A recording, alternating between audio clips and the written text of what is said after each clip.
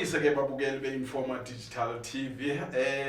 Singena ke kwenye episode kwakhona ye-podcast yethu. Namhlanje ke sinethamsanqa. Siyanjelwe ngumuntu okudala khona kwipolitiki bethuna ungutata wefamily yakhe, uyipolitician, ungu-deputy speaker kwiparlamente yeli laseMpuma Koloni. Zininzi ke izinto azenzayo. Sithe namhlanje make simmeme abe khona apha ke sincokole naye sive wethu into kokubana ungumuntu onjani kanye siyambona pha phandle ethetha kamnandi, kodwa make singene ncakasana pha kuye simve kakuhle into kokubana ungumuntu onjani. Lowo ke nguye utata uMlibo Qoboshiyane ongu-deputy speaker ke weparlamente apha kweli laseMpuma Koloni. Ntungwa kwamkele Nkosi kakhulu mandibulise kuwe, ndibulise nakubasebenzi be-Informa, ingakumbi kule digital podcast endimenywe kuyo namhlanje. Inyweba ikwayintsikelelo manditsho. Yiyo siyabulela thina ngoba sivele sakuqubula nje kanti nje uzawuvela uzawufika apha. Ndigqiba ukutsho ke ndithi uyindoda apha ekudala ikhona kwipolitiki, ukusuka ko-KSD ukunyuka ukubheka phambili, kodwa ndifuna ukuva nje lo msebenzi wenzayo ngoku uenjoya kangaka. Ndiyawuenjoya lo msebenzi. Remember ngo-2006 ndikhe ndakwicala le-council yaseKing Sabata Dalindyebo njengoba sowutshilo. Ndakhe ndayibona le nto yokusebenzela icandelo lokwenziwa kwemithetho nee-bylaws up until 2009. Ndaphuma ke ngo-2009 ndayojoyina ipalamente, ndaphinde ndanethamsanqa lokuba kwicandelo lokokuba ndichophele imicimbi yobukhosi noomasipala beliphondo as a chairperson of the portfolio committee. Ndizothathwa apho ke ukuba lilungu le-executive MEC wakwa-local government and traditional affairs, namhlanje kuthiwa yi-COGTA. Ndaphinde ndachongwa apho uba ngu-MEC wakwa-Rural Development and Agrarian Reform ngo-2014 up until 2018. Ndizongena ke ngoku as a deputy speaker of the province ngo-2018. Ngumsebenzi omnandi, ngumsebenzi wokujonga i-oversight, wokujonga i-accountability yee-members ze-executive. Eli candelo ndiseve kulo ixesha elide xa seliphenduliswa ziikomiti zasepalamente. Ubumandi ke bobo kokuba uyakwazi ukubona into yokokuba ingaphi ibudget ye-department, ii-programs ekuthiwa zizawuqhutywa kwezi ndawo abantu bahlala kuzo, zihlelwa ngoluphi uhlobo kwicandelo lezimali. Ikunika loo opportunity yokokuba kubekho i-public participation, intatho-nxaxheba yabantu xa sisenza imithetho ezawuchaphazela abantu. Ingaba abantu bakwazi nokuphefumla kwizinto ezizakwenzeka. Siqinisekise ke into yokokuba sisebenza noomasipala bethu ukwenzela into yoba xa kunwenwiswa olu lwazi lokokuba kukho umthetho ozawuhlaziywa, kukho umthetho ozawuhlonyelwa, kuthiwe ke ngoku makubekho intatho-nxaxheba yabantu. Sikwazi ke ngoku uqinisekisa uba umthetho esiwenzayo noko ube nemphefumlelo ezabantu aba bazawuphila ngalo mthetho, noba bawophule bathi begwetywa babe besazi uba besixelelwe. Yenye into ebalulekileyo eyokugqibela ngamandla e-legislature okwazi uapprove ibudget. Abantu besamkela imivuzo nje bakarhulumente, kusenziwa ii-programs, kuthengwa iimoto, sisuka eziofisini, zimali ezo ekuthiwa zisuka kwi-appropriation. Kufuneka kubekho iqoqo lendlowiso-mthetho ezawuhlala ibhasise le budget. Kuhle ke ngoko ukuba kwicandelo lokujonga into yokuba ezi zinto besizibhasisa xa sisithi sibhase 94 billion yokokuba makwakhiwe izikolo, makuqeshwe iititshala, makuzame ukwenziwa kwamathuba emisebenzi, makwenziwe iindlela. Xa ufumaniseka uba azenzekanga endaweni ethile abantu bayakhala, kubekho umntu ozokuphendula. Ndikweli candelo ke ngokuna eliphendulisayo elibe lithamsanqa. Kodwa ke naphangaphakathi njengokusazi uba kukho ii-committees, ibhunga okanye i-legislature isebenza kakhulu nge-engine functions ezibizwa ngoba zii-committees. Kulapho kufuneka siqinisekisile into yokuba ziyahlala, ziyayichophela imicimbi. Noba uthetha ngo-education, kodwa ii-petitions and education ngaba abantu abakhalazayo ngezinto ipalamente iyakwazi nokuphulaphula, iyozimamela, yawubuya yenza izindululo ngazo, zikwazi into yokokuba zisiwe kumasebe, namasebe akwazi uba awulandele umcimbi. Yenye yento ke yenza i-comfort uba kweli cala labantu bathina sonyulwa directly ngabantu ngenjongo yokokuba abantu bamelwe kwindlu yokuzomthetho. Wena ureporter ba Phethwe ngibhala wena. Ndikwi-speakership mna. Okay. I-authority yeParlamente is vested with the speaker. okay So ndideputizer ke uSpeaker xa engekho loo mandla vested kuthi. okay Thetha ukuthi ke nguna siphendula thina kwi-house kuba nathi sine-committee esi-oversightayo iyangaphakathi ekuthiwa yi-LOC okanye ke i-Legislature Oversight Committee. Kulapho ke siphendula khona thina. Eyethu imicimbi igqitywa ke kwapha. Kodwa amandla akusomlomo ngamandla e-treasury. Thina sinamandla apha kuba siyenye i-organ of state. Asikwazi uba siyophenduliswa yenye i-organ of state okanye ukuthi sibizwe kumphathiswa wezimali. Ayayenzeki ngoba thina sizibizela nje umphathiswa wezimali azawuphendula ngobugosa bakhe. Okay. Ude ube kwesisikhundla kuso. Wakwayicinga into yokuba i-politician before. Khange ndiyicinge apha ekukhuleni. Ndikhule mna ndifunda kwezi zikolo zasezilalini. Yes. Ndade ndawugqibela phaa kukhambe lezinkala. Ndizingenela kwinto ze-Boy Scouts kuba ke akukho nto bendiyithanda njengento ezoba yihombo nesimilo. Sasincama izinto befana uba sizenzile silulutsha kuba besihamba ii-camps thina, sihamba ii-fire camps, ii-campsites and so on. Xa uyi-Boy Scout ufundiswa nokwazi ubunzima, ukupheka nje eziko phandle kungekho mbizi, ukubopha iintambo, zokuwela imilambo, ulala ehlathini. So zizinto ebesizenza ke ezo, sithatha izifungo esizenzayo njenge-scouters. Ukwenzela into yoba ubomi obo singabuthathi njengoba buzawutyene zibe yinto elula. Ukwenzela into yoba easy come easy goes, into esizibonayo into yoba umuntu ongakhange asebenze kanzima abanye badla ngokulindela izinto ezilula. Kanti xa ukhula usazi into yokokuba ukufundiswa kokuhlonipha, ukufundiswa kwentobeko, ukufundiswa kwembeko, ukusebenza kanzima, ezo zinto ezo ziyamakha umuntu. So ndathi xa ndiphuma apho ndabona kwi-high school into yoba tyeni kukho imizabalazo ekhoyo. Abazali noba banamali iyafunwa le nto kuthiwa si-school fees. Nokuba abanamali kufuneka bezithengile iincwadi, kodwa ubuyibona thina ke sisuka kwi-background ezinzima. Yes. Kodwa ebenoba khona umuntu onoba nongenelelo kuba uba uinvesta kwi-education uya-investing kwi-future kakade. Ayilo hlazo elo. Ndangena ke ngoku nakuloo mnyakazo wabantu abatsha ezikolweni. COSAS to be specific. Xa sifike eziyunivesithi yango-SASCO of course. Ndanethamsanqa ke xa ndiphuma apho ukungena kakhulu kwi-ANC Youth League. Endiyikhokhele ndade ndangisihlalo kweliphondo laseMpuma. Kulapho ke ndinotsho into yokokuba bugqame apho ke ubukhokheli uba bendinabo, kodwa bakho abantu ababonayo into yoba kungakho umntu kule nto. Simoldwe ke zezo experiences zokokuba apha ekuhlaleni akukho comfort, but i-comfort singayicreata ngezandla zethu. Apha ekuhlaleni kukho abantu abatsala kanzima, but uba siyakwazi ukucinga singakwazi ubaphulula nabo bangade bawulala ngobandayo besezidlungwini. Yiyo le nto ukwazi ukucingela into yoba befama singurhulumente ojonge impula zikalijani, singurhulumente okwazi ukwakhela umntu ongenadlo indlu, singurhulumente ofana uba kubekho ikliniki namayeza ezindaweni. Ayo-consciousness eyenzeka nje xa uvela walala wavuka, but it must be implicated kuwe. Uyazi uba kukho izinto ekufana uba zi-man-made apha ekuphileni kwethu nezinto eziyindalo, but ezinye singakwazi uzitshintsha zibe yile nto siyifunayo. Yazi ezo zinto ke zinempembelelo zokokuba makubekho nje uhlanga nongenelo apha empilweni yam yokuyazi into yokokuba we can still make a change.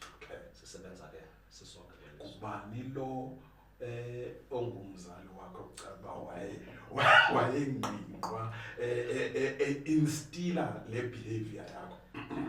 Ithamsanqa endibe nalo ke mna kandikhuliswanga. Owam umzali, it's a single parent, mama. Alright. Wabe eyititshalakazi. Engatitshi nalapha kule lali sizalwa kuye Mr. Mount. Uyazi uba ke wayefika nje xa kuyi-month end ahamba abheke emjobeni. Ititshala zahlala kule ndawo zititsha kuyo. So sasikhuliswa ke ngokunalibhelekazi phaa. Umuntu besisithi mama kuye ke besingenalo eli thamsanqa lokuba umane ukhwazi umama wonke umntu belela khaya lokulima. Ikhaya elinetrektha elisebenzayo, elinefruthi, elinevenkilana, bonke abantu behamba ishow. Umama uyahamba ayothengisa, abuye eshowini, abuye enza iitapile, ehamba o-acad, ufundisa abanye oomama bezama-zama zaloo maxesha. So sakwazi ke ngokuyifumana le nto yokokuba apha ebomini kukhona ukusebenza okunomvuzo. Ungakhange wenze izinto ezimfutshane nezinemishaqa phakathi. So that organic family yakwazi ukutyala. Ndikhule ndiqhuba itrektha umzekelo. Okay. Ndiyakwazi ukukhokhela iinkabi. Ngexesha esifanele uba ngayo umgquba sikhangela igromo senze loo nto xa uphuma esikolweni bheka etrektheni. Xa uphuma esikolweni uyodiliva izinto zabantu evenkileni ababhalisileyo. Mna ndandikweeli candelo ke lezolimo itrektha le. Kwakubhaliswa apha evekini uba okay ndizawufika ndenza igadi ngoku ngomgqibelo ndenza amasimi njalo njalo. Sakhula ke siyifemeli ethanda ukuxakeka ke ngolo hlobo. Kodwa ngabo endinowunika ikredit. Ndithi ngenxa yesikhokhelo sabo sokwazi into yoba uphila ngozenzela xa muntu. But wazi into yokuba awukwazi ukuhlutha wedwa abanye abantu apha next door bengenanto yokutya. Noba umntu ebefika esithi ndizosebenzela amagqabi ekhaphetshu uba savula imijelo yamanzi phaa eMr Mount. Kuba ixhego labo yanalithamsanqa loba linikwe lisike umhlaba omkhulu wokwazi uba sivelise kuwo sisaplaya iivenkile ezifana noMr Mount abaya. Yayisezizabelungu ke ngelo xesha. Asasuswa ke ngoxa kufika itrust ngenxa yokuba intsimi le yakuthi yayivelisa. Yamka ilali sashiyeka sodwa kulaa ndawo. Kukhona iyibuya ke ngoku. Zezo ntlanga ke ezi zibe impembelelo yokokuba noko masazi into yokokuba apha ezandleni zethu hleze siphethe ukutya. Apha engqondweni yethu noxa amachoza legolide kufuneka sibonakalise ukuhlakanipha nokucinga. Into yokokuba enye izinto singakwazi uzenza zisilungele thina ngokunokwethu. Uliwele. Uliwele. Nomlibokazi. Nomlibokazi. Niba ngaphi ekhaya? Sibahlanu. Sibahlanu. Mna naye silapha phakathi. Okay. Intombi enkulu kanoma wethu nguPinki. Phambi bethukazi ke phaa. Ekhaya sifunga yona. Okay. Tshatele ngapha kwaShube ukuwa ngapha eKomani. Waze ke osemva kwakhe yangithobela. Okay. Yangumlibo nomlibokazi. Emva kwethu yangumncedisi. Sabe ke sibahlanu kodwa ke sibane. Kuba ke mna ndinqenqe sibelekwe nesinye nodadewethu. Saphuma ngeminenye. Uba ngubani omdala? Asidala ngoku. Ke andiqinisekanga nam sasingekho zobani. Ewe.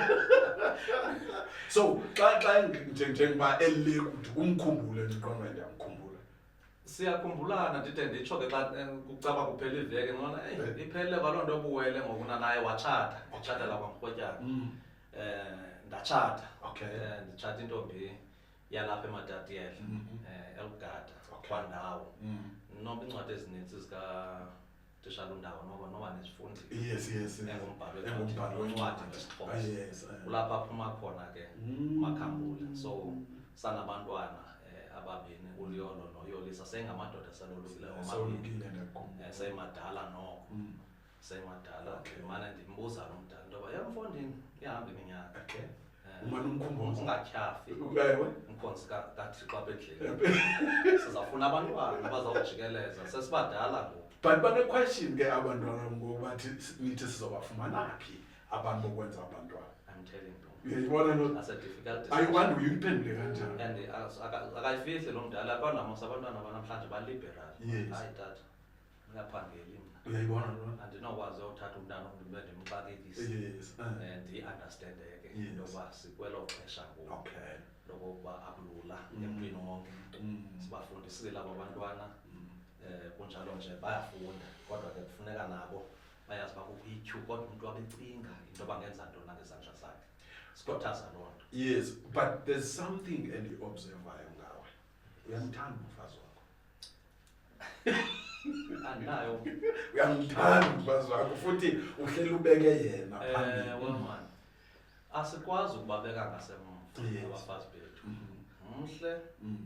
Ulela qumqum ndikholwayo kanye lilo ilambewu. Tyala ngayo. Sidibene ngo-1996. Yes. Noba yi-26th year ngoku. Siqhuba. Ndimane ndimkhumbuza uba ndakunceda wena. Nalo ndakusikela kweli cala nam. Ewe. Ngakunikise name yam. I-first born yethu ina-24 years. Okay. I-second born yethu ina-19 to 20 I think. And he's going to be turning 25 ngomdala and sisaqhuba kakuhle. Sinevangeli ke ethi masikwazi ukuncedisa namanye amakhaya ngokucinga. Yiyo le nto emitshatweni sendimenywa kakhulu ngokorhadebe apha. Thetha phaa eofisini kum ke amadoda wabona apha. Andithethi into engengomzekelo. Unintsi lwabo batshata bephangela ngoku sowutshatile wena batshatisile emitshatweni yabo phantse bonke I think 8 of them. Okay Andiqondi ukhona engayanga emtshatweni wakhe. Oh yeah, nto zomaqhajana ohlathi yes I think liphelo lethu xa iofisini okay ukuba ndiyothetha emtshatweni wakhe ndiyavuya namhlanje ukuba ndihamba naye seyinosana oluhle kakhulu. Siye sithathe ngoba ke xa sikwezi offices sikuzo masingapheleli uba ngo-deputy speaker masibe ngabazali kufundwe into ukuthi athi umntu noxa esebunzimeni sikwazi ukumncedisa sidevelophe ke ngokuna ubukhaya bethu xa sikweza office singabi ngobantu nje abekuthiwa speaker ngontoni kanti asazi nolonwabo neentlungu zabantu esisabela nabo. Ndiye ndivuye ke xa ndibona abantwana babo badala uRadebe lo owakhe bendiye emgidini wakhe ngoku ithatha ukuthi sengezizigedevu zamadoda so ubomi ke esikuphila so uMavathi ke ngusandisiwe igama lomzi wakhe. Ndicinga uba andinaso isizathu endinosibeka ntoba nditshilo phambi komfundisi kuba sisaqhuba ngokokuba umfundisi wayesiyalele kodwa sasingayalanga umfundisi sasiziyalele thina intoba ndikukhetha ngokuzikhethela nangokuzithandela ukwenzela intoba sakhe elikhaya sifundise abantwana. Wamkhetha phakathi kwabantu? Ndamkhetha phakathi kwabantu. Ndamkhetha phakathi kwabantu. Kuyanyanzeleka xa uzofika kulaa ndawo wazi into yokuba tyhini yaqonda ndikhulele eMthatha. Umandi ke phaa umandi eMthatha kangakabikho necrime ephezulu.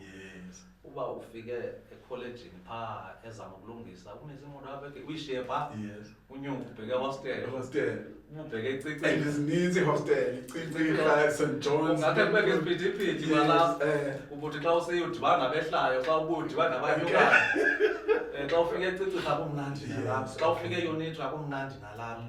So singabantu ke babekwazi ukujonga ngolo hlobo singabantu abatsha sisenza izinto zabantu abatsha sipropose kumnandi iphele nalaa nto ibona inyani ngathi awuziba nayo sidlule kuloo ndawo umane ubuza uba uphi ke zazingakabikho ngaka ii-cellphones uba zazingaka yengesasirhaxiwe utsho kanje I'm telling you uba kwakufuneka phaa wazi uba kwakusasetyenziswa amakhadi le nto kaTelkom funeka uyofola kwi-telephone booth uzikhwaza iindaba zakho kukhona abantu abakumameleyo nobe becinge uyolahla umntu ayamlahlela kumandi phambi kwakhe. So sikhule ngelo xesha kusemnandi nasesijolweni akho nto ibirong but into ebalulekileyo into yoba ukuhloniphana bekukhona. Sade ndakwazi ke ukuba ndithi kuye eyi ndiyakuthatha noko phakathi kwaba bantu ndiyabona uba nokunganomfaneleko ngoba uyoyinyathela inkundla yabankomo amahlobo amangelenge kuba kusemnandi nangoku sisephana ngoku njalo xa kukabikho nto. Now make siye ke ngokwaphetha urhulumenteni ke uMntungwa inzima kangakanani into ulidisha uburhulumente? Hayi msasazi ayikho lula. Okokuqala ufikela e-department manenje umzekelo practically ufikela e-departmentini ubizwa nguPremier akubizele e-State House uyi-ordinary member of the legislature ahlale nawe ngohlobo athi Mntungwa sizawucela ukuthuma kwela sebe. Ngela xesha ndiswa local government I was 37 years. Xa ucinga i-department enekumkani i-department enomasipala ene-councillors enomeya nospika no-chief whip bonke abantu akwazi uthetha nokuthi hayi ukhona unophakama athi ewe nokuthi ewe abe khona unothi hayi aba bantu bane-authority abayinikweyo ecounseleni to appoint people. Xa uzobhala wena ungumphathiswa uthi this appointment is wrong I must disappoint it uthathwe njengomntu. Ziimeko zorhulumente xa uphuma ngapha ungena ezinkosini kukho amabanga obukhosi xa uphuma ngapha ndibe kweli xesha ke mna ke kuza kwenziwa le commission kantlapho yekumkani yakuyicinga ke ngofuneka ndithathe izatifiketi ndiyoxelela ikumkani into yoba hayi uyile kumkani right ndihamba nediji kanational hayi wena ule kumkani izawuba yi-principal. You can imagine at that age for such a duty but kufuneka uyi-executile because ulapha kufuneka ubekho ezingqeshweni zabantu, all of those things. But ekugqibeleni you must be a leading father of the department. Unenhlalinge yabantu ababo-1,000 abalapha phantsi kwakho ekufuneka wena unike i-sense of direction as a political head, usebenze ne-HOD, a-administrative head, ne-DDG zayo kuhla. But ekugqibeleni you must be a mouthpiece of this department. Kufuneka ube nentshukumo oyenza such that abantu bayibone i-direction elo sebe othunywe kulo omawuliphathe. So ezo zinto ezo ke zizawafuna amandla engcinga, ziwafuna amandla e-advisors, ziwafuna amandla nje abantu basekuhlaleni babaphefumla bathini kwezo zinto. Azibi nzima ke xa ngumntu ophulaphulayo, azibi nzima xa ngumntu onobulali nobathandayo abantu, but uhluze uyazi uba le ayizokukufaka ikujikele ngexesha elizayo. Enye into endiyibonayo uba ibalulekile, sufike uhlalo kwehelikopter xa ungumntu omkhulu. Mawungathi xa kufika wena bekusaka wamaphepha, wonke umuntu abheke abaleke, kuba uzawubadinga abo bantu. Ungabi ngomntu okhondoza ngomamela ngendlebe enye. Uthixo wanza sanethamsanqa uba sibe mbini apha phakathi kwazo kubekho nobuchopho namehlo, uba sikwazi ukubona, sikwazi uthetha into esiyi-interpretileyo ngokucinga kwethu. So ndicinga uba i-leadership ke ngokuna iyabaluleka into yoba uphulaphula, ucinga, uthatha isigqibo xa ixesha lifikile. Those things will sail you through the difficulties. Wow, you know, the other thing, you were given a department of agriculture, emveni kwale local government, wanikwa i-department of agriculture. Now, xa ndithatha ucinga, ndiyabona ingathi ufunde kakhulu ekukhuleni, ukuyidrayiva, khange uthwale nzima kule department of agriculture. Kunjalo, ndathi ndakukhutshwa kule, sendimandelwe phaa. Yes. Local government, bendihamba apha kwaMatadeni. Yes. Ukulungisa ingxaki. Xa ndibizwa nguPremier, ndicinga uzothi hayi sizawucela uqhube. Okay. Athi uPremier, hayi mntakaThubo shame uyahamba umama uChapha. Yaqonda uba ndisebenza noChapha kwi-cabinet. Yes. And ndiyambona uba uyavukuza umama, uyaqhuba, itoni yakhe uyibeke apha i-department. Aqoma Premier, ezihlangu zizawuba nkulu kodwa khawundinike noba unyaka. Okay. Uzothi uba ndenze kakuhle undisusa. Okay. Ndangena ngo-2014. Xa ndifika phaa andizutshintsha into ezenziweyo, ndizawuedisha. Okay. Kuba ndayibona uba yi-advantage le yoba ungachithi iziseko kanti awunanto uzawuyenza to replace le nto uyichithileyo. Ndathi umama uChapha uyileyishile i-foundation notata uNkwinti notata uSogoni kule department. Yes. Okwam ukuzalisekisa lo msebenzi sebewenzile. Okay. Ndathi Premier, kuvalwe ii-colleges of agriculture kweli phondo, ezi zabantu abamnyama. Okay. Xa ndibuza isizathu andisiva, mayibe luxanduva lam njengomntu omtsha into okokuba masivule ezi colleges, zi-operate. Saqala ngoNtsolo 2015, first student sangena phaa. Ndathi oogqirha babantu abamnyama, i-veterinarians, zimbalwa esinazo zisuka kumanye amazwe, sazi mhla zahamba sakuthini. Sathi masithatheni imali apha eburhulumenteni, sithathe abantwana babantu abane-maths, science, English and other things, sibase esikolweni bawuqeqeshwa, sabathumela ePretoria. Abanye babo namhlanje baphangelela le department, baboogqirha bakarhulumente, confirmed doctors. Okay. Sawugqiba sathi ngoku masenze i-rural enterprise hubs, sibe neendawo ezizawuba ziziseko zokuba sibiyele amasimi, sithengele abantu ii-tractors, ii-combine harvesters, ii-weightings and so on, so that ukutya okuphuma emasimini kungabe kuhlala ungazi uba kuzawuthwani, senze ii-silos, kooDifani phaa koBizana, kooNcorha phaa eCofimvaba, sasawuyenza enye phaa eSeskay ke, xa ndisithi eSeskay ngapha komlambo. So between iBerlin ne-East London, ngelishwa ke kwacaca uba noko iquality yombona nophuma phaa ifani neyecala. Okay. But sabe siqonda uba sifuna ukwenza iziseko ezizawukwazi uba kulinywe primary produce, kuprocesswe kwalapho umntu ayazi uba ifactory kunyanzelekanga uba mayiyoba setawuni okanye etownship, it can be in a village. Ogqiba kupackagwe, uthathe ukutya kubhekiswe emarikeni. We started those things in 2016, 2017 I believe. Omnye wathi wayaphesheya. Apha eMatatiele sisebenza namafama lapha. Yes. Sisenza into ekuthiwa yi-livestock improvement program. Yes. Sisenza into ekuthiwa yi-cropping. Silima, sisebenza namafama aproduce umbona. Cima umbona wokuqala ohambileyo ngo-2017 or 18 bubheke eVietnam. Yes. Uphuma eDurban. Kwihambo. Sayibona uba we can re-industrialize rural areas. We can create value kwizinto esizenzayo. Singazi-create enterprises. Abantu bangavuka umuntu kokwabo engakhwelanga bhasi abheke kwi-Rural Enterprise Hub, ubone emasimini, because umbona uphantsi kwentsimi yomntu, umntu uyinxalenye ye-primary co-ops ezilapha. Sathi create-ani ke ngoku iyena secondary co-op ezoba yi-trading entity. Ukwenzela uba thina singurhulumente silinke nayo because i-representa ezi aspirations ze-primary producers. Uba sinokwenza loo nto nanamhlanje kusasa ndisenenkolo ethi amathuba emisebenzi asizuwa-order phesheya sizawenza ngokwethu. But into yoba siyayazi uba i-industry yokutya i-perennial ayipheli because kutyiwa yonke le mihla, imilimili ithengwa every day, umngqusho uthengwa every day. I-animal feed ingaphuma kwi-byproduct yokusilwa kokutya nokutaka kwemipha ecaleni njalo njalo. Ungayenza i-silage, ube nento onoyicreata ekuthiwa mhlawumbi yindlela yokwenza i-feed yenkomo. Ude ube nayo ke ngoku nendawo yofidela ezo nkomo ngokutya okukhupha emasimini. But ngelishwa sikhompyutha ngeli xesha namhlanje nee-grants. Bathi abantu endaweni yobheka emasimini umntu athi hayi ndixola usuke ndiyofumana i-350, kanti benoba ne-industry umntu kulaa ndawo iqhuma imisebenzi baphangela abantwana.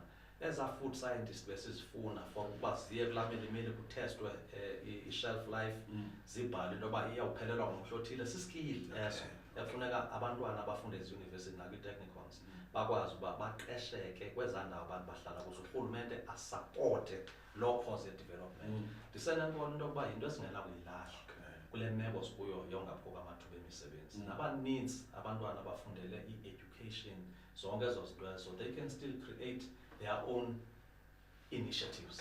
Bakwazi ukufundisa abantwana at a private level. Abomzali ungarhalela umntana akhe ayofundiswa, afunde extra classes, mathematics, telematics, yonke loo nto leyo yenziwa ngabantu abafundileyo. Singade silinde bathi abantu sinee-gowns, sigraduatile, but they cannot think beyond that education. Bancediswe ke kwezo nkalo. Zizinto endicingayo into yoba ubukhokheli ke nokuba kwii-offices bunceda kuloo ndawo.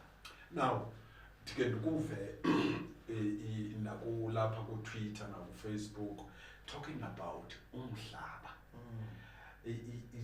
Do you feel like umhlaba yinto mhlawumbe abantu abamnyama abangenayo, abanothi xa benayo bayakwazi into yoba baphuhle nangakumbi? Kakhulu msasazi, ndihambe amazwe naphesheya ndayibona uba i-value yelizwe is measured by the land mass and the production engaphezu komhlaba.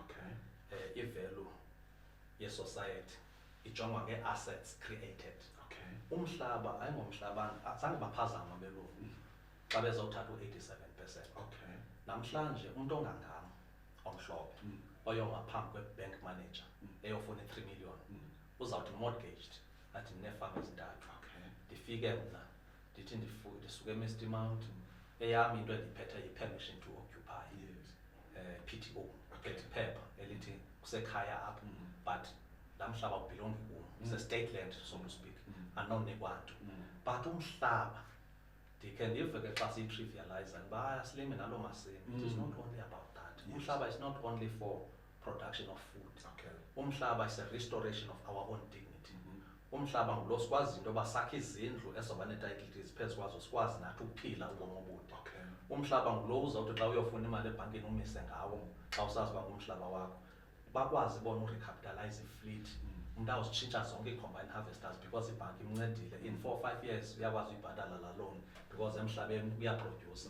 Athi ndinezindlu njalo njalo, amise ngazo nasezibhankini abesazi into yoba because umhlaba wakhe mkhulu, usubdividile, une-asset, uyi-creatile i-value, ivalue ziyawubona uba hayi singamboleka but bayakwazi ukubhatala singayithatha safama. Akana-problem anyway because uzakwazi ukuyibhatala. So zizinto endicinga uba abantu abamnyama kufuneka siyifundisiwe.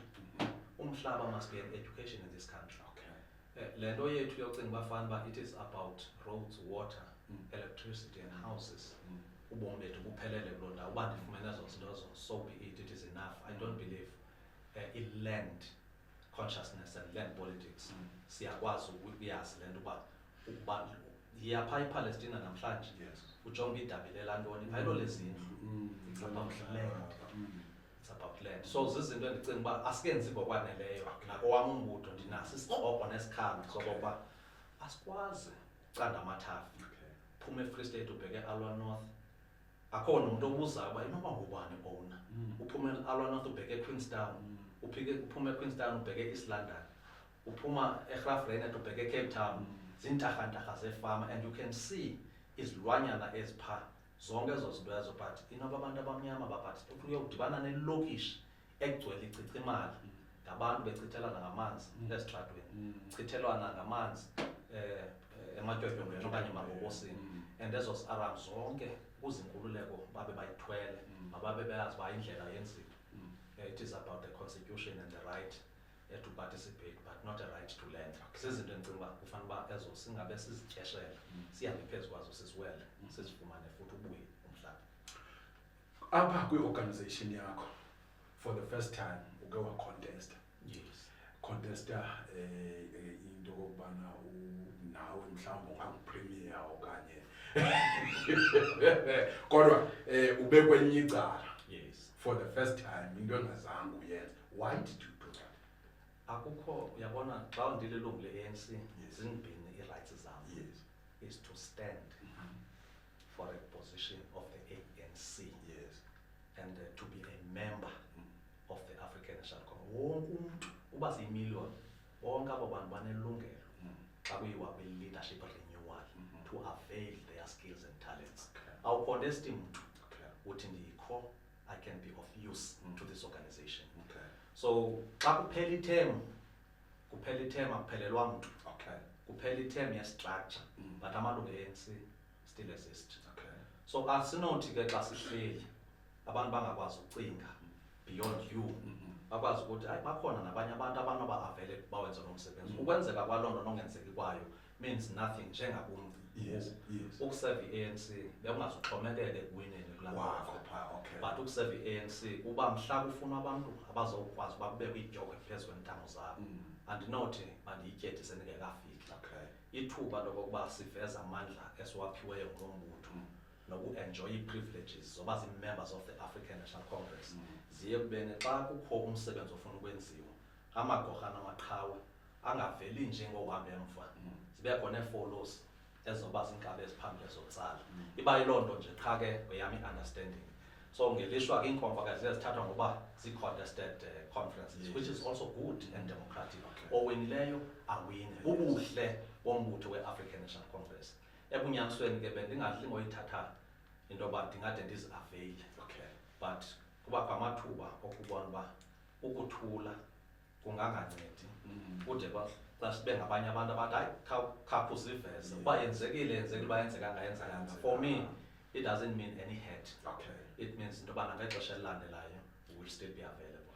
Wake wayathenya i-politician kwipolitiki akukho lutshaba lona phakathi, akukho enemy yanaphakathi.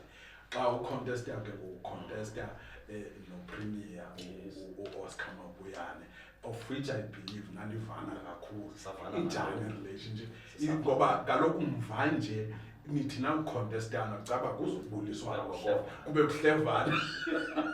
Kuxhomekeke ke msasazi noba abanye abantu bafike ngolwesingaphi. Kukho abantu abafika kuculwa apha embuthweni bengabuzanga uba kuculelwa ntoni, kunjalo nje bakuphazele phezulu.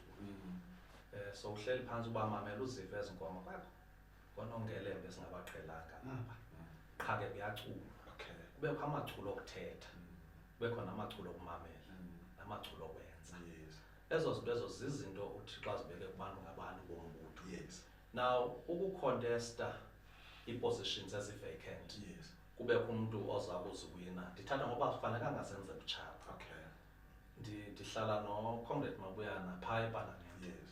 Kwii-events ezininzi siyamemana, siyathetha, sidla ngomenyana kwicawe kunye, and zange kuthi mhlawumbe le nto uba sisuka kwi-youth league sobabini ndandinguchairperson wakhe eyideputy wam yena, ngoku unguchairperson wam ndililungu le-African National Congress, ungupremier ndingu-deputy speaker.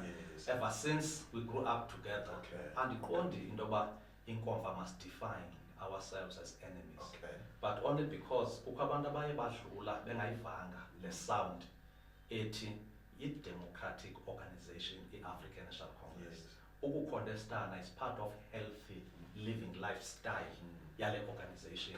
Abanye ke because ngoseku-investwa neemali kule micimbi ezinkulu, abantu bayenzakalisana njalo njalo. Uyabona ke sisuka kwi-youth league thina apho bekuthi xa ungu-chairperson ucontestwa akho muntu ebenamali mosonke besingaphangeli uba sibhatalele ANC kwanele xa ufika econferenceni sizibizele eziholweni akukho muntu uzoyobhukisha hotel akho muntu unamali apha mhlawumbi siyiqhuba i-conference for 3 days silala ezitulweni. that is how we are coming so onyulwe njengoba ndaye ndonyulwa ngo-2008 uDia wanethayi kwafuneka aphinde ayoripha loo nto but akukho mntu wayenomsindo ngaloo nto xa siphuma apho ndalidisha i-delegation sibheka ku-national siyofaka ooJulius aba namhlanje sebekweminye imibutho but naleyo ayicreatanga butshaba phakathi kwethu uMatiti contested against me but i-conference yonyula mna noMatiti to lead the youth league in this province but we led the youth league today ungumfama okwazi ukuthi xa ndisolusa umntana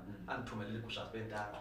That is how healthy we're supposed to be as members and leaders of the African National Congress.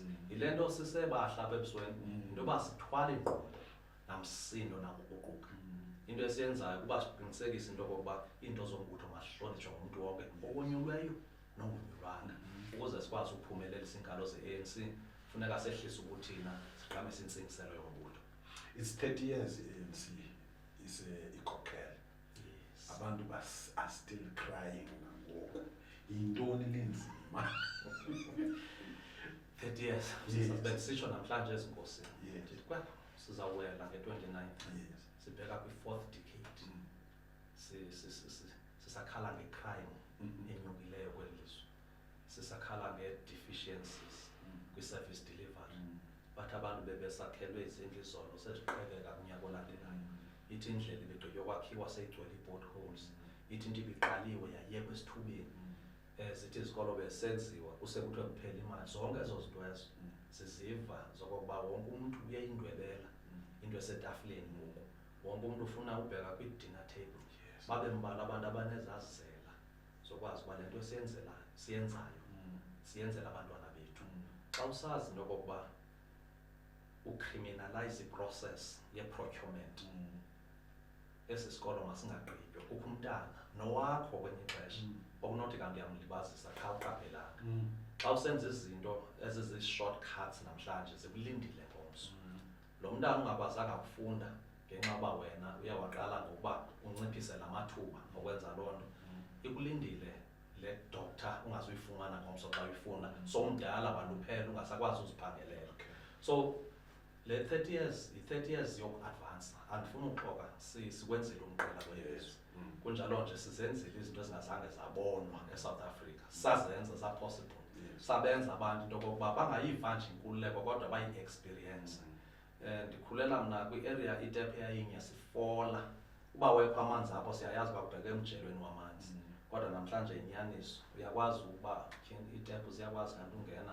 kwistrato nestrato naseyadini umbane wona xa ndithetha noonyana bam abaziwa nto ongafinya futhi andibablame abazi into ongafinya futhi into yoba igqesha eli impahla xa indala uyakusazi uba sawurhaso lapho ukwenza uba sekubekho into ezawulayita inkquzo yeparafini azisekho ezo zinto abayazi uba amakhandlela awabonwa caweni kuphela amakhandlela yayinto ebalulekileyo ekhayeni ngalinye xa litshona ilanga ukwazi ikhandlela ukwazi ufinya futhi onelithi elikulaa ndawo ahleli kuyo uba yonke enye into imnyama as long as there is a light that you see usendlini kodwa namhlanje abantu akho zigenerator yekatsho uba kwi-load shedding kodwa enyanisweni ezo zinto sikwazile uzibona after 1994 that one is a reality but ezo pitfalls ke ngosingene kuzo kuthiwa zii-fault lines ke ngoku ze-progress ezinye zazo zasityhila ingqondo batyini xa unendlu befana uba uyaphangela xa unombane befanele uyaphangela because uzawuthenga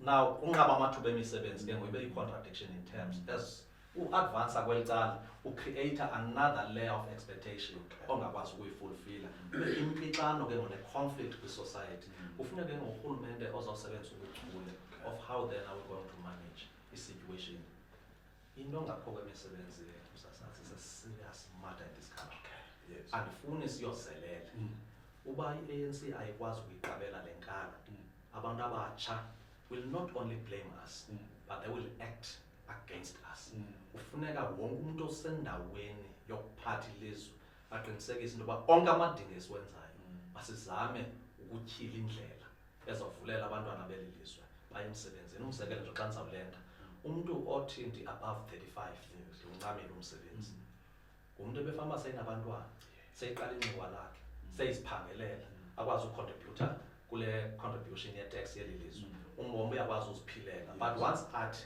sendincamile sizawucreate i-society ezawunabantu abastrong who are militant against the government and bazawuba creative because basezikolweni babhatalelwa abanye bafumana i-National Student Financial Aid Scheme abanye njalo njalo then they've got an education, energy and knowledge but they don't know how to exploit this situation ndikwazi uba amandla nawo akwazi uba asebenze sibone ke ngosenzeka izinto zisenziwa ngamachule ndandingazi uba ibhombu into evele yenziwe imoto ihamba kuthathwa imali ngaphakathi kubaleka ipolisi akushiye kutsotsi so zizinto esizibonayo into bathi inayo imfundo noko lento abantu bafunda imibane njalo njalo zonke izinto kuzawuthi ke xa ndinenxiwa umbane ulapha andiphangeli umuntu afuna uba creative into yoba mawuhlale njani ulayitile because akho ndawo ndizawuphangela because izinto ezizawuba si-negative net effects zokokuba singakwazi ukudlula kule ndawo ye-service delivery sikwazi uyiphendula into yothi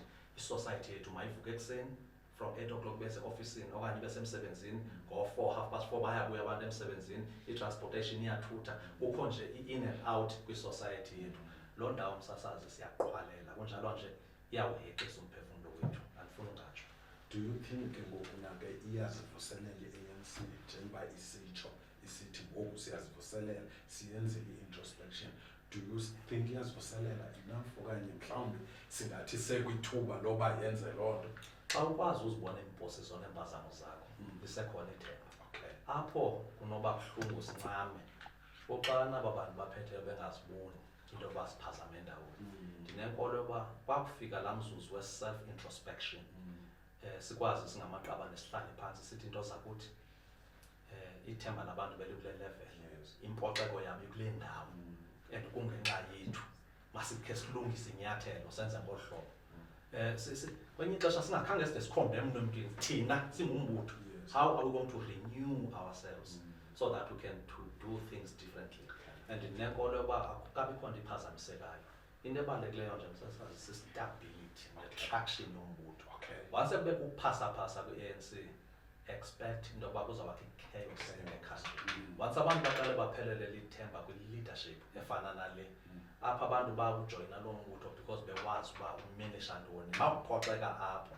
there will be crisis in this country so okwam nje kukuaphila emalungeni aloo mbutho into yokokuba ukuphoxa kwethu elilizwe kukuphoxeka kwe-revolution in its entirety kukuphoxeka kwe-expectations zabantu abasisininzi kweli lizwe xa bebesithi madiba thatha intambo babesithi ngokufika ngokugqibela ukusikhulula embophelelekweni nakumanxeba ebebenawo nge-apartheid. Okugqibela I want i-comment yakho nge-MK party ungathini nje nakutata uZuma he was the president for 2 terms now uzenzela iparty ngoku and yacontesta. What can you say ungayithela nje zelungu le-ANC nangombi welizwe loMzantsi Afrika?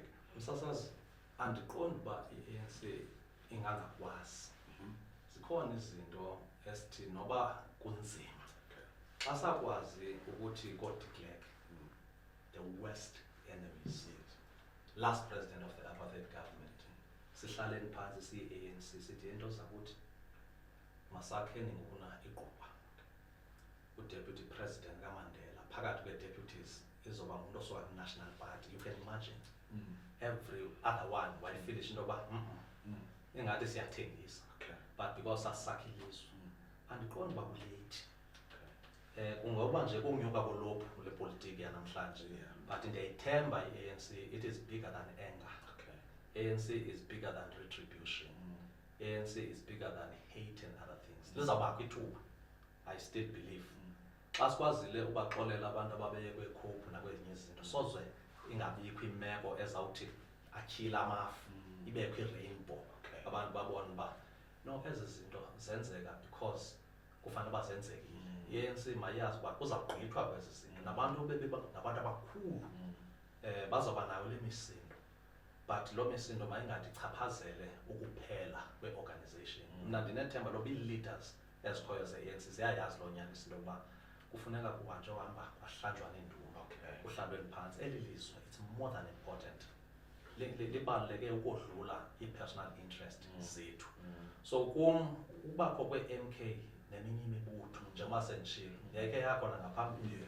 Namhlanje bonke abantu babuyele ekhaya, kunjalo nje abanye sisebenza nabo asinangxaki because asiyazi uba yimisindo yexeshana izawuhamba ihambe ithini isubside. But the bigger picture and the objective of our revolution is to take this country to non-sexist, non-racial, democratic and prosperous South Africa. Zonke ezinye izinto ezithatha uba zii-friendly fires, imililo ekhoyo kuba sikho, kodwa kwakubakho ukuhlakanipha nobuchule bokubamba imicimbi, akukho nto izobonakala. Into ephuma kwemlonyeni icocekile. Nkosi imithandazo i-ANC yawina kulo nyaka. Sinoba nayo i-option. Okay. Ndithi xa sendihlele ndiqonda uba ndinoxanduva mna siqu ukuqinisekisa into okokuba ithemba labantu beli lizwe mabaliphose kwi-African National Congress. Kamandi uva ngabo into yoba indawo ebacaphukisayo yeyiphi. Kufuneka umbutho ke ngokozinzileyo ebuchotsheni, umbutho onabantu abanganyuki besihla njengee-popcorn zepanini, umbutho wabantu abazikisa ukucinga, umbutho wabantu abazeka kade umsindo. Kuba xa uphethe zikhona into ongakwazi uzenza phambi kwabantu. Amahlazo ethu sikwazi uba siwalungise kwiindawo ezifanelekileyo. Xa senze loo nto ndiba nenkolo into yoba abantu banotsho bathi kodwa kusekho abantu kulaa organisation. Singabe siphoxakele nje into le nale kodwa uba sinika inkxaso kwaba bantu they can take us to the greater level. So yiyo ke le nto sinethemba loba nge-29 kuzawuvotwa, nge-30th ndenzela nabantu abaphulaphuleyo izawuannouncwa i-IEC i-outcome ye-elections.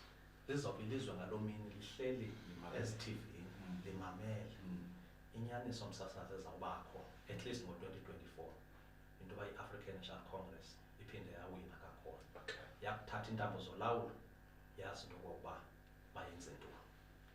Wow.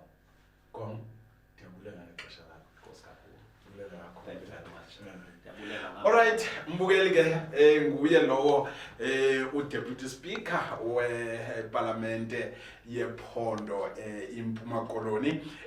Umvile ke uzivele wena ngokunokwakhe ewubeka umcimbi. Sitsho ke sithi silelizikwana elincinci elapha eMatatiyela sibe nenhlahle into okubana sifikelwe nguye utata uMlibo Qhoboshiyane. Sithi kuwe nakuwe ke ungahlala ulike, ushare, usubscribe futhi usifumana kuFacebook, usifumana kuTwitter, usifumana nakuTikTok uzasifumana. Siyabulela kakhulu.